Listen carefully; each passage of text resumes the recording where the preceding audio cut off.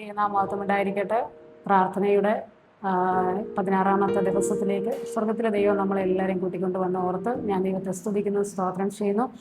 ഇന്ന് നിങ്ങളുടെ എല്ലാവരുടെയും മധ്യേ ദൈവത്തിൻ്റെ വചനവുമായി നിൽക്കുവാൻ സ്വർഗത്തിലെ ദൈവം തന്ന കൃപയെ ഓർത്ത് ഞാൻ ദൈവത്തെ സ്തുതിക്കുന്നു. ഇന്നത്തെ ചിന്തയ്ക്കായിട്ട് ഞാനൊരു വചനം വായിക്കാൻ ആഗ്രഹിക്കുന്നു. ലൂക്കോസിൻ്റെ സുവിശേഷം 1-ാം അധ്യായത്തിൻ്റെ 28-ഉം 29. ദൂതൻ അവളുടെ അടുക്കൽ അകത്തു ചെന്ന്, കൃപ ലഭിച്ചവളെ നിനക്ക് വന്ദനം, കർത്താവ് നിന്നോടുകൂടെ ഉണ്ട് എന്ന് പറഞ്ഞു. അവൾ ആ വാക്ക് കേട്ട് ഭ്രമിച്ചു. ഇത് എന്തൊരു വന്ദനം എന്ന് വിചാരിച്ചു. Price the Lord. ഈ വചനം വായിച്ചപ്പോൾ എന്നോട് സ്വർഗത്തിലെ ദൈവം ഇടപെട്ട ഒരു തോട്ട് നിങ്ങളുമായി ഷെയർ ചെയ്യാൻ ആഗ്രഹിക്കുന്നു. ഇവിടെ നമുക്കറിയാം, ദൈവത്തിൻ്റെ ദൂതൻ മറിയെ വന്ന് വിളിക്കുന്നത് തന്നെ കൃപ ലഭിച്ചവളെ എന്നാണ്. കൃപ ലഭിച്ചവളെ എന്ന് പറയുമ്പോൾ തന്നെ നമുക്കൊരു കാര്യം മനസ്സിലാകും, മറിയ എങ്ങനെയുള്ള ഒരു വ്യക്തിയായിരുന്നു? കൃപയുള്ളവളായിരുന്നു.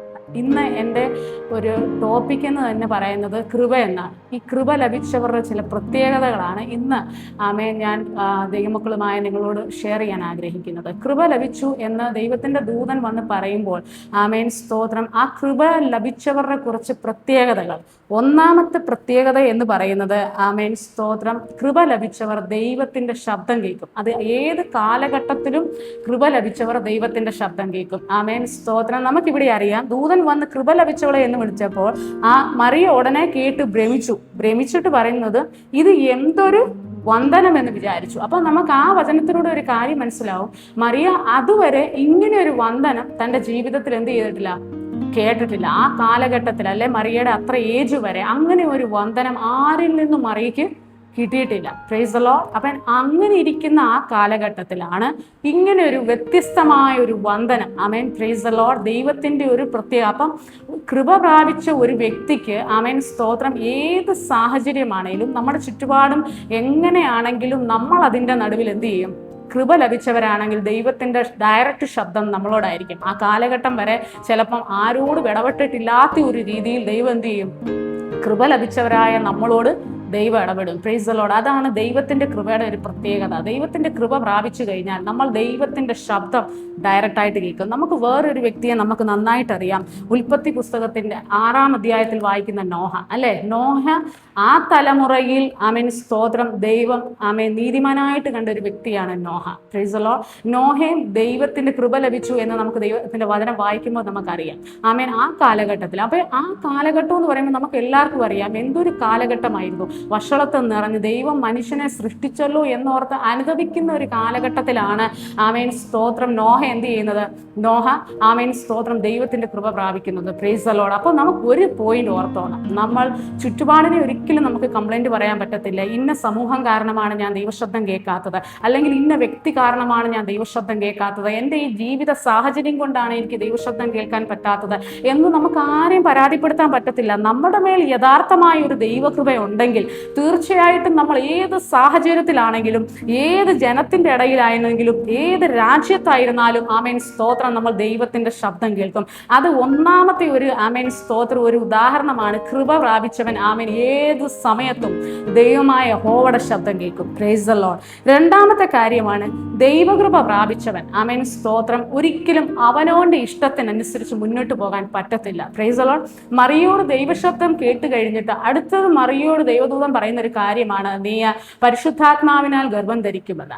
സ്തോത്രം. അത് കേട്ട ഉടനെ നമുക്കറിയാം, ഈ ലോകത്തിൽ ഒരു സ്ത്രീ വിവാഹത്തിന് മുമ്പ് പ്രഗ്നന്റ് ആവുകയാണെന്ന് പറഞ്ഞാൽ അത് വളരെ ഒരു മോശമായ ഒരു കാര്യമാണ്. സ്തോത്രം. മറിയ തന്നെ അത് ചിന്തിച്ച് കാണും, ദൈവമേ, ഇത് മുന്നോട്ട് എന്നെ ഭാവിയിൽ എന്തൊക്കെ ഭവിഷ്യത്താണ് എൻ്റെ ജീവിതത്തിൽ വരാൻ പോകുന്നതെന്ന് ആര് ചിന്തിച്ചു? മറിയ ചിന്തിച്ചിട്ടുണ്ടായിരിക്കാം. പക്ഷേ സ്തോത്രം, മറിയ അവിടെ എന്ത് സമ്മതിച്ചു? ദൈവമേ, അവിടുത്തെ ഹിതം പോലെ തന്നെ അടിയന് സംഭവിക്കട്ടെ എന്നാണ് ഈ കൃപ പ്രാപിച്ച സ്തോത്രം മറിയ പറഞ്ഞത്. Price the Lord. അപ്രകാരം തന്നെയാണ് നോഹയും സ്തോത്രം കൃപ പ്രാപിച്ചത് കൊണ്ട് നോഹയോട് ദൈവം ഒരു കാര്യം പറഞ്ഞു, പെട്ടകം പണിതു. Praise God. ഹല്ലേലൂയ. നോഹ അതിനെ എതിർത്തില്ല.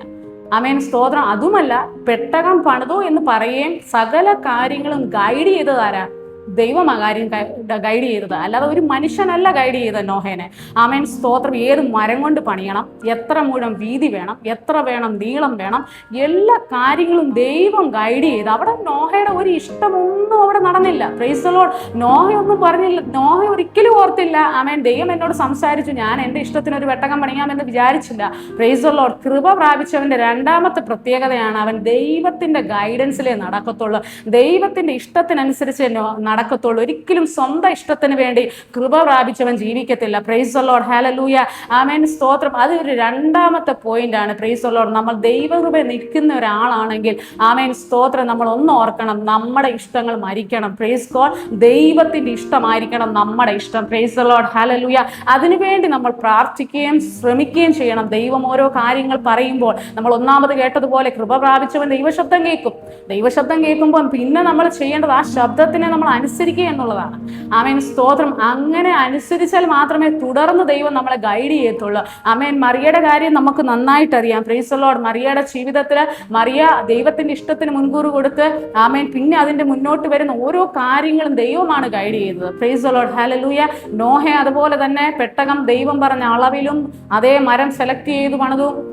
അങ്ങനെ പല കാര്യങ്ങളും ദൈവം എന്തരുളി ചെയ്തു അതുപോലെ തന്നെ നോഹ ചെയ്തു എന്നാണ് തിരുവചനത്തിൽ നമ്മൾ വായിക്കുന്നത്. മൂന്നാമത്തെ ഒരു കാര്യം, ദൈവത്തിന്റെ കൃപ പ്രാപിച്ചവൻ പ്രൈസ് ദി ലോർഡ് ഗൈഡ് ചെയ്യുന്നത് ദൈവത്താലായിരിക്കും. അതുപോലെ ഗൈഡ് ചെയ്ത് ദൈവം അവിടെ ഇവിടെ കൊണ്ട് ഒരു ഉറപ്പില്ലാത്തടത്ത് കൊണ്ട് ദൈവം ഒരിക്കലും എത്തിക്കത്തില്ല. Praise the lord. മറിയോട് ദൈവം പറഞ്ഞു, ആമേൻ സ്തോത്രം, ആമേൻ ഇങ്ങനെ ഒരു തലമുറ നിനക്കുണ്ടാവുമെന്നും, ആമേൻ സ്തോത്രം, അത് ഇന്ന സ്ഥലത്ത്, ആമേൻ ഹല്ലേലൂയ. അത് അനേക വർഷങ്ങൾക്ക് മുമ്പ് പ്രവാചക മുഖാന്തരം അരുളി ചെയ്തതായിരുന്നു.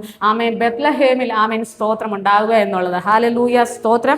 ആമേൻ എൻ്റെ ജനമായ ഇസ്രായേലിനെ മേയ്ക്കുവാനുള്ള തലവൻ ആമേൻ നിന്നിൽ നിന്ന് പുറപ്പെടുമെന്ന് ബെത്ലഹേമിനോട് ആമേൻ സ്തോത്രം ആമേൻ പ്രവാചകൻ മുഖാന്തരം വർഷങ്ങൾക്ക് മുമ്പ് അരുളി ചെയ്തത് അത് നിവർത്തി വരണമെന്ന് അത് ആര് ദൈവം ആഗ്രഹിച്ചത്. ആമേൻ. അതുകൊണ്ട് അതിലൊന്നും ഒരു മാറ്റം എന്ത് പറ്റില്ല, സംഭവിച്ചില്ല. Price the Lord. അപ്രകാരം തന്നെ മറിയ എന്ത് ചെയ്തു, ആമേൻ അനുസരിച്ചപ്പോൾ ദൈവം ആ എത്തേണ്ടടുത്ത് തന്നെ എത്തിച്ച് അവിടെയായിരുന്നു ഡെലിവറി. Price the Lord. അതുവരെ ഒത്തിരി പ്രയാസങ്ങളിലൂടെ മറിയ പോയി അല്ലേ.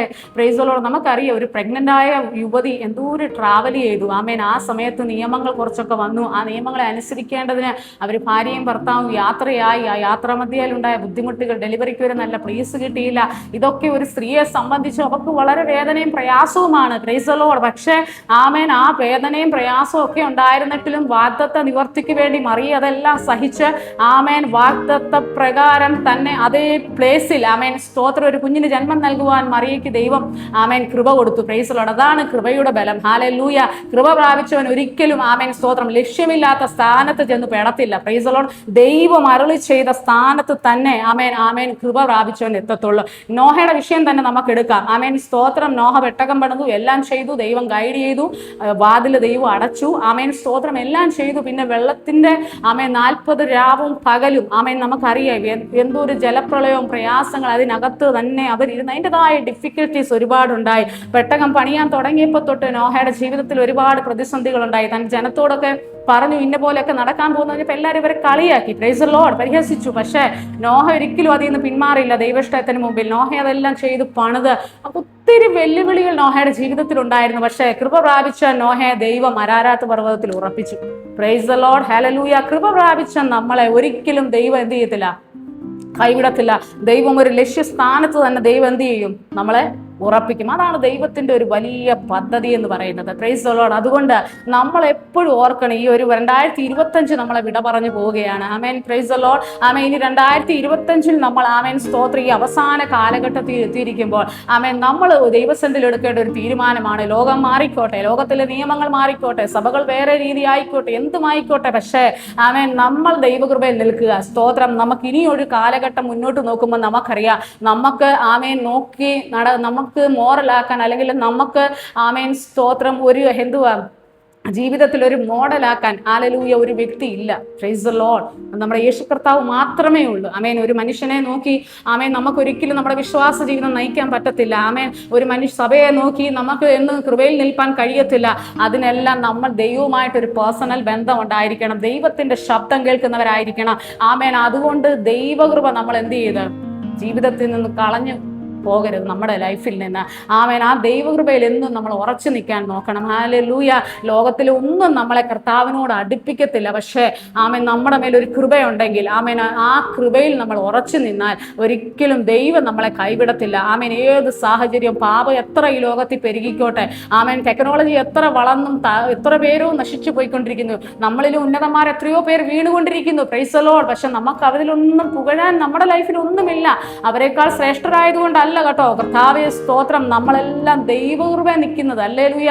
കൃപയാലാണ് നമ്മൾ രക്ഷിക്കപ്പെട്ടത്, കൃപയാലാണ് നമ്മൾ ഇന്ന് നിൽക്കുന്നതാണ്. ഇതേ കൃപയിൽ വേണം നമ്മൾ കർത്താവിനോട് ചേർക്കപ്പെടുവാനും, പ്രൈസ് ദി ലോർഡ്. അതുകൊണ്ട് ഈ കൃപ എന്ന വാക്ക് നമ്മൾ ഒരിക്കലും ആമേൻ മറന്നു പോകരുത്. Price the Lord. നമ്മളെല്ലാം ഇന്ന് നിൽക്കുന്നത് ആ ദൈവത്തിന്റെ കൃപയൊന്ന് മാത്രമാണ്. അതുകൊണ്ട് ഈ കൃപയിൽ നിന്ന് വീഴാതെ നിൽക്കുവാൻ തേജോമനായ ദൈവം നമുക്ക് കൃപ തരട്ടെ. അന്ത്യം വരെ കർത്താവിന് വേണ്ടി വിശ്വസ്തയോടെ ആമേൻ ഈ അറിഞ്ഞ സത്യത്തിൽ കൃപയോടെ നിൽക്കുവാൻ. കൃപ പ്രാപിച്ചവര് ആമേൻ, നമ്മൾ തിരുവചനത്തിൽ നമ്മൾ ആമേൻ ദൈവം പറഞ്ഞതുപോലെ തന്നെ ഹല്ലേലൂയ, കൃപ പ്രാപിച്ച നമ്മൾ ആമേൻ ഓരോ ദിവസവും ദൈവശബ്ദം കേൾക്കണം. Price the lord. ഹല്ലേലൂയ.